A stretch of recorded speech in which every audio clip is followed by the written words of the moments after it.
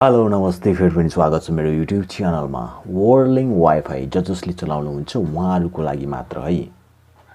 जसले वर्लिङ वाइफाई चलाउनुहुन्छ उहाँहरूले आफ्नो पासपोर्ट हैन वाइफाईको पासपोर्ट फेरि हैरान हुनुभएको छ हैन पासपोर्ट फेरि एकैछिनमा अर्कोले स्क्यान गरेर पासपोर्ट हैन शेयर गरिहाल्छ अरूलाई तपाईहरुले त्यस्तो पासपोर्ट फेरि हैरान हुनुभएको छ भने हैन त्यसको लागि एकदमै राम्रो उपाय ल्याएको छु मैले तपाईले पासपोर्ट पनि फेर्नु पर्दैन जसले तपाईको वाइफाई कनेक्ट गर्नुभएको छ उहाँहरूलाई सिधै ब्लक गर्न सक्नुहुन्छ के एकचोटी ब्लक गरिसकेपछि उहाँहरूको वाइफाईमा अथवा मोबाइलमा हैन तपाईको वाइफाई उहाँहरूको मोबाइलमा कनेक्ट भए पनि चल्नेवाला छैन त्यस्तो हाले ट्रिक ल्याएको छु तपाईहरुले एकदमै अन्त्य समय हेर्नुहोला यो भिडियो जान्नको लागि हैन र च्यानललाई सब्स्क्राइब गर्नुभएको छैन भने सब्स्क्राइब गरेर मसँग जोडिनु होला भन्न चाहन्छु हैन सो त्यसको लागि तपाईहरुले वर्लिङ भन्ने एप्लिकेसन डाउनलोड गर्नै पर्ने हुन्छ प्ले स्टोरबाट यस्तो देखिन्छ तपाईहरुले मजाले डाउनलोड गर्नुस् पहिला डाउनलोड गर्नुभएको छैन भने त्यसको लागि म अब हामी वर्लिङ एप्सको बारेमा थोरै जान्न चाहन्छौं म जसरी गर्छु त्यसरी नै गर्नु होला चट त्यसपछि हैन सो लेट्स गो ओके त्यसको लागि तपाईहरुले हैन प्ले स्टोरमा गएर तपाईहरुले माई वर्लिङ भन्ने एप्लिकेसन डाउनलोड गर्नुपर्ने हुन्छ माई वर्लिङ है वर्लिङको लागि माई वर्लिङ भनेर यहाँ तपाईले डाउनलोड गर्नुपर्ने हुन्छ म अलरेडी डाउनलोड गरिसकेको छु यसलाई ओपन गर्छु म है ओपन गरिसकेपछि तपाईको एकछिनमै एस्ट्रो इन्टरफेस छिटो भनेकै वर्लिङ लिंक्स भनेर आउँछ यस्तो देखाउँछ हैन सो फाइनली यस्तो खुलिसकेपछि तपाईहरुले अब तपाईको मोबाइलको अथवा मोबाइल भन्छु हैन सरी तपाईको वाइफाई कसले चलाएको छ भनेर यहाँनिर तपाईले मस्त सबै चीज हेर्न सक्नुहुन्छ धेरै चीजहरु इन्टरनेट स्पिडहरु कसरी बढाउने ती कुराहरु पनि सबै छ यसमा हैन सो हाम्रो मेन कुरो भनेको ब्लक गर्ने हैन हाम्रो वाइफाईमा कसले कनेक्ट गरेको छ त्यसलाई ब्लक गर्ने हैन त्यसको लागि तपाईले यहाँनिर क्लिक गर्नुपर्ने हुन्छ यहाँनिर हैन राउटर लेखेको छ यहाँनिर तपाईले क्लिक गर्नुस् क्लिक गरिसकेपछि तपाईको यहाँनिर देख्न सक्नुहुन्छ तल यहाँनिर हैन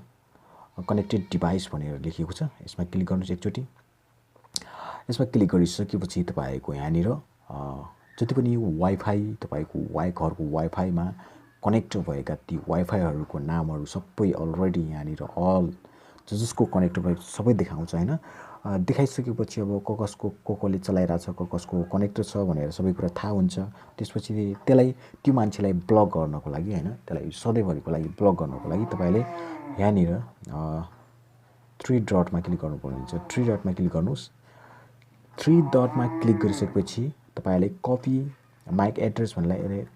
कपी यसलाई कपी गरिदिनुस् हैन कपी गरिसकेपछि तपाईले ब्याक आउनुस् ब्याक आइसकेपछि तपाईको यहाँनिर अर्को अप्सन देख्न सक्नुहुन्छ डिभाइस फिल्टरिङ भनेर यहाँनिर क्लिक गर्नुस् यसमा क्लिक गरिसकेपछि तपाईले तल यहाँ देख्न सक्नुहुन्छ तपाईले तल मैले यहाँनिर मैले देखाए दुईवटा नाम छ देख्न सक्नुहुन्छ यहाँनिर दुईवटा नाम छ म ब्लक लिस्टमा राखिदिएको छु दुई जनालाई तिनीहरुको मोबाइलमा वाइफाई चल्दैन जति पनि कनेक्ट गरिसके पनि त मेन कुरो तपाईले यहाँनिर ख्याल गर्नु होला तपाईको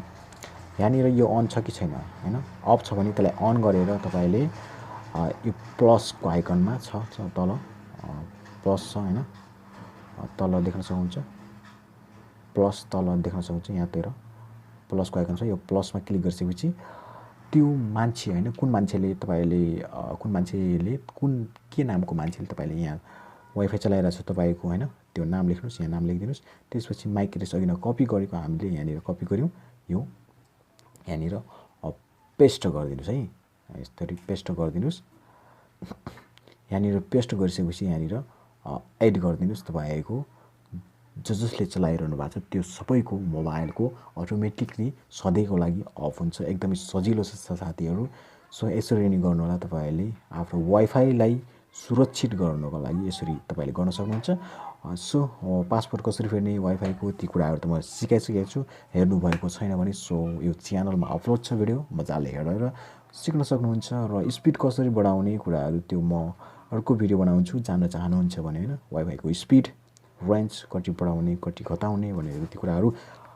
अर्को भिडियोमा बनाउँछु next day okay by by, अर्को भिडियो ल्याउँछु। नमस्ते, बाई बाई।